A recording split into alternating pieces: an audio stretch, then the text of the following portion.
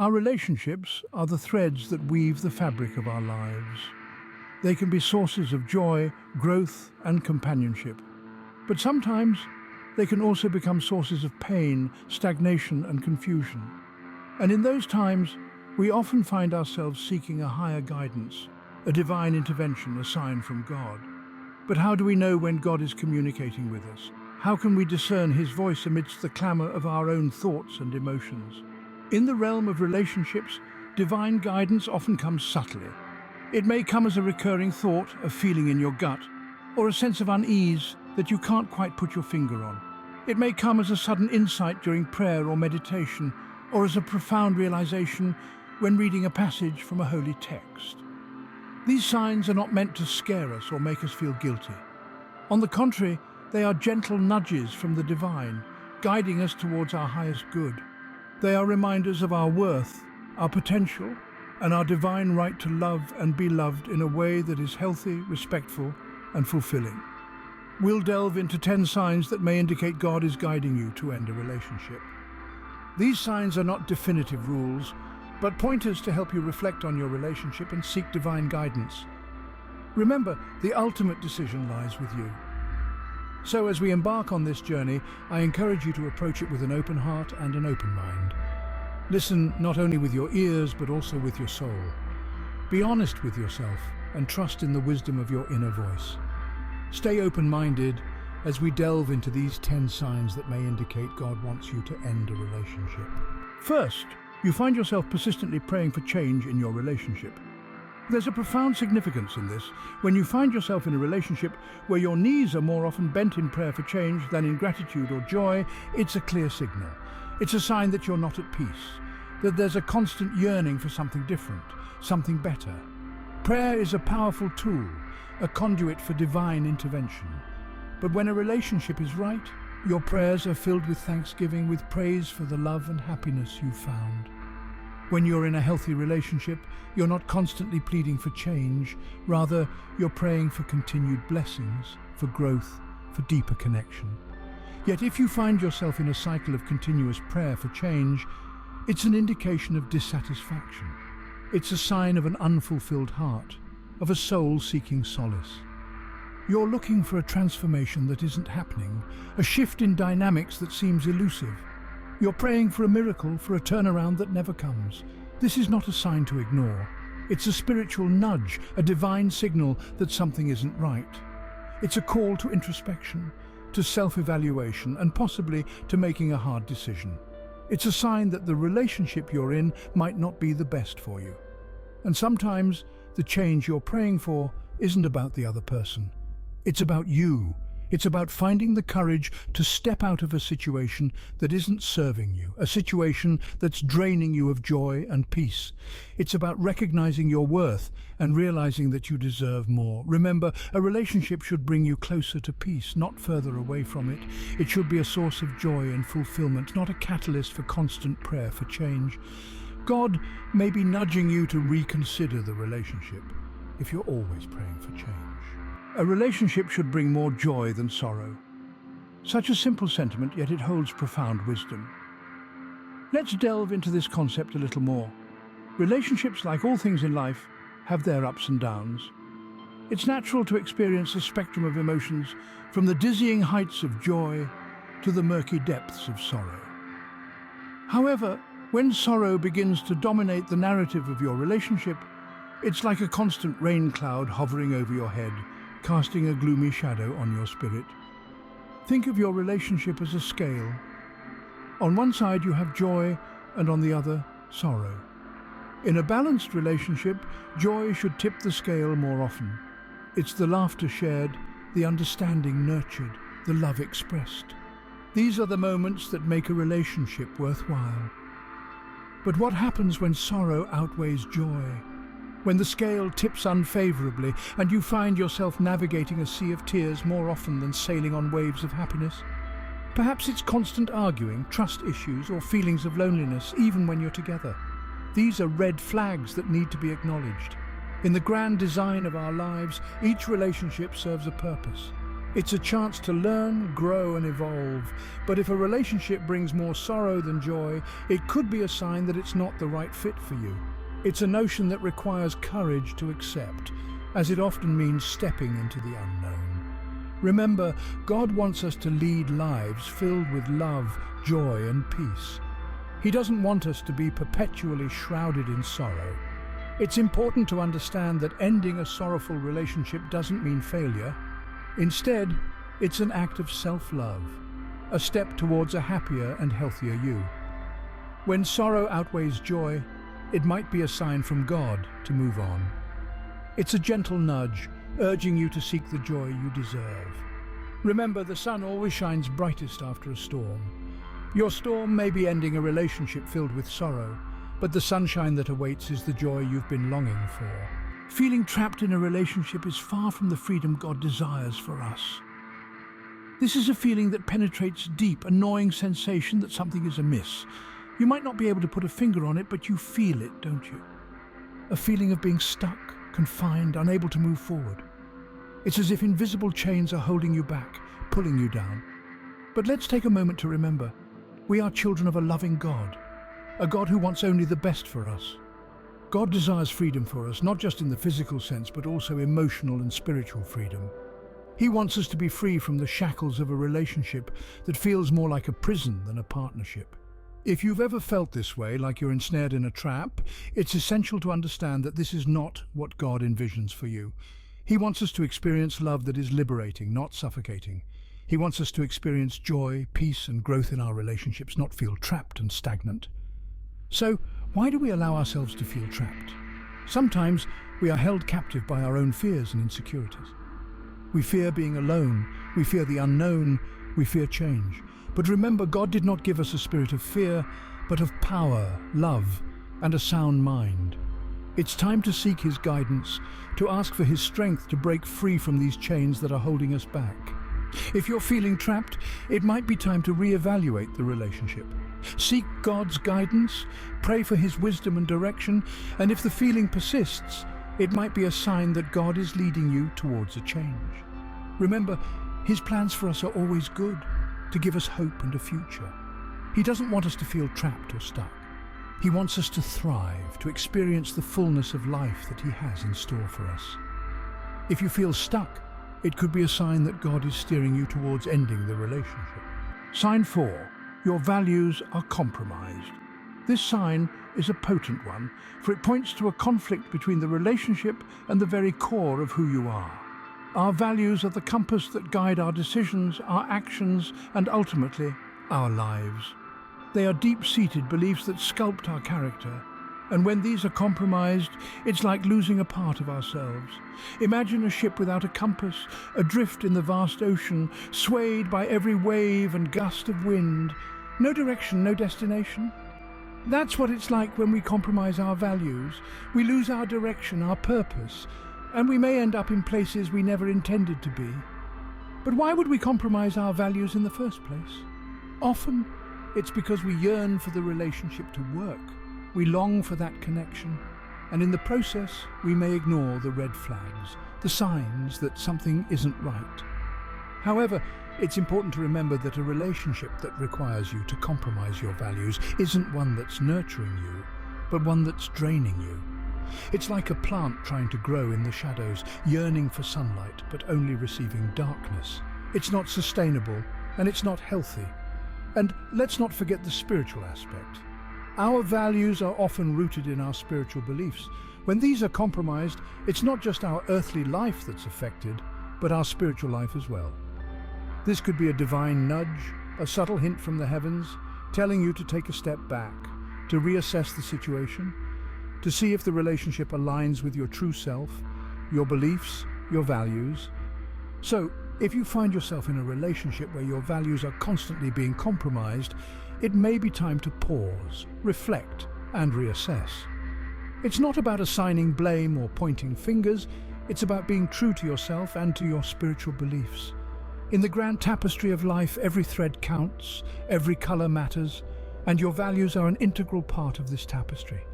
They are what make you, you, and no relationship, no matter how enticing, is worth losing yourself over. Compromising your values in a relationship might be a divine signal to reassess your situation. A relationship that distracts you from God needs reconsideration. It's a bold statement, isn't it? But it holds a profound truth that many of us often overlook in the hustle and bustle of life. You see, relationships in their truest form should be a means to bring us closer to God. They should serve as catalysts, propelling us forward on our spiritual journey, not roadblocks that deter us from our path. So when we find ourselves in a relationship that consistently distracts us from God, it's a sign that something is amiss. But how does a relationship distract us from God, you may ask? Well, there are numerous ways. It could be that the relationship consumes so much of your time and energy that you find yourself sacrificing your prayer or devotion time. Or it could be that the relationship stirs up emotions or behaviors that are not in alignment with your faith, leading you to stray from God's teachings. Now, it's important to note that every relationship has its ups and downs. It's part of the human experience. But if you find that your relationship regularly pulls you away from God rather than drawing you closer to Him, then it's a sign that the relationship may not be what's best for your spiritual growth. Remember, God desires nothing more than to have a close, intimate relationship with each one of us. He longs for us to seek Him, to spend time with Him, to know Him more deeply. If a relationship is hindering this connection, then it's a signal we need to pay attention to. So, what do you do if you find yourself in this situation? Pray. Seek God's guidance. Ask Him to help you discern what steps you need to take. Sometimes it may mean ending the relationship. Other times it could mean setting boundaries or making changes within the relationship. But whatever the case, trust that God will guide you and provide you with the wisdom you need. When a relationship takes your focus away from God, it might be time to reconsider. Because at the end of the day, our relationship with God is the most important relationship we have, and nothing should stand in the way of that. God desires for us to grow, and if a relationship hinders that, it's a sign. Just as a seedling needs the right conditions to flourish into a bountiful tree, we too need the right conditions to grow and evolve in our lives. One of the most vital conditions for our growth is our relationships. Our relationships should serve as fertile soil, providing us with the nutrients we need to become the best versions of ourselves. They should challenge us, inspire us, and push us towards continual self-improvement. But what happens when we find ourselves in a relationship that stifles our growth? What if, instead of feeling like a seedling reaching for the sun, we feel more like a plant trapped in the shade, unable to grow, unable to thrive? This sense of stagnation, of being stuck in one place, can be a strong indication that something is amiss in our relationship. If we're not growing, if we're not evolving, if we're not becoming better versions of ourselves, then what are we doing? Life is a journey of constant growth and evolution. We are meant to learn, to change, to adapt and to grow. And our relationship should support this journey, not hinder it. Our spiritual growth is equally important. A good relationship should bring us closer to God, not pull us away. It should help us grow in our faith, deepen our connection with the divine, and become better followers of God's path. If a relationship hinders our growth, be it personal, emotional, or spiritual, it could be a sign that it's time to reassess. It might be a sign that God is nudging us to move on, to find a relationship that truly nurtures our growth and helps us become the person we're meant to be. Growth is not an option, it's a necessity. And if a relationship is standing in the way of our growth, then maybe it's not the right relationship for us. Always remember, God wants us to grow, to thrive, to become the best versions of ourselves. If you're not growing in the relationship, it may be a sign from God to let go. Living in constant fear is not what God wants for His children. Fear, my dear friends, is a powerful emotion. It can be a protective mechanism, warning us of danger. But when it becomes a constant companion in a relationship, it transforms into a destructive force, eroding the very foundation of love and trust. Imagine a life where every day is spent in anticipation of the next storm, a life where peace is a stranger and anxiety is a constant guest. This is what a relationship marred by fear looks like. It's like living on the edge of a precipice, always fearing the fall. This is not the abundant life that God desires for you. God, in His infinite wisdom, uses our emotions to communicate with us. When fear becomes the dominant emotion in a relationship, it may be a divine signal that something is not right. Fear in a relationship can manifest in various ways. It could be fear of your partner's anger, fear of abandonment, or even fear of losing your own identity. These fears are not just red flags. They are blazing sirens urging you to reconsider the path you're on. Remember, my dear friends, love is not supposed to evoke fear. As mentioned in the first letter of John in the New Testament, there is no fear in love, but perfect love drives out fear, because fear has to do with punishment. The one who fears is not made perfect in love. If your relationship is causing you more fear than joy, more dread than anticipation, it might be time to reflect and pray for guidance. God desires for us to be in relationships that reflect His love for us, relationships that are marked by respect, kindness, and most importantly, love. Any relationship that instills constant fear is contrary to these divine principles. Such a relationship can distract you from your spiritual journey, creating a barrier between you and God. If fear overshadows love in your relationship, it may be God's way of telling you to move on. Remember, moving on doesn't mean you failed. It simply means you're taking a step towards the abundant life God has in store for you. The eighth sign from God is when deceit becomes a constant in your relationship. Deceit is a corrosive element that tarnishes the shine of a once beautiful bond. It's like a termite, eating away at the foundation of trust, leaving behind a hollow shell that's bound to crumble. When honesty is replaced by deception, the essence of the relationship is lost. This is not merely about harmless white lies. We're referring to deceit that alters the reality of your bond, the kind that manipulates your feelings and leads you astray from the path of truth. God has always emphasized the importance of truth. It's one of the fundamental virtues that He cherishes. So, when deceit becomes a frequent visitor in your relationship, it's hard to ignore the divine signal that something is drastically wrong. Deceit breeds unhappiness. You find yourself questioning everything, doubting your partner's words and actions. You're never quite sure where you stand, and this constant uncertainty can cast long, disheartening shadows over your peace of mind. Remember, God wants your happiness and spiritual growth. He wants you to be in a relationship that nurtures and uplifts you, not one that drains you emotionally. The presence of deceit in your relationship could be God's way of signaling the need for change. It's a tough realization, but sometimes the most profound wisdom comes from the harshest truths. It's not about blaming or feeling guilty, but about recognizing the signs and making the necessary changes for a healthier, happier life. A relationship filled with deceit might be a divine prompt to end it. It's a signal that the relationship is veering away from the principles of love and honesty that God cherishes. Remember, you deserve a relationship that's rooted in truth and respect, where love and trust can flourish unimpeded by deceit. If you're constantly justifying the relationship to yourself, it's a sign. This is perhaps one of the most subtle yet powerful indicators that something might be amiss in your relationship. You see, when we're in a healthy, fulfilling relationship, it naturally aligns with our values, our life goals, and our sense of self. It does not demand constant justification because it simply feels right. But when you find yourself constantly needing to rationalize the relationship, or to convince yourself of its worth, it's akin to trying to fit a square peg into a round hole. And let's be honest, that seldom works out well. Justification often comes from a place of doubt or insecurity. It can be a defense mechanism, a way to suppress those nagging feelings of unease. But these feelings, these doubts, they're not random, nor are they unimportant. They are your intuition, your inner compass, trying to guide you.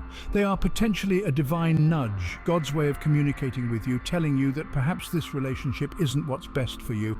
And it's important to listen to this voice. It's crucial to acknowledge these feelings and not brush them aside.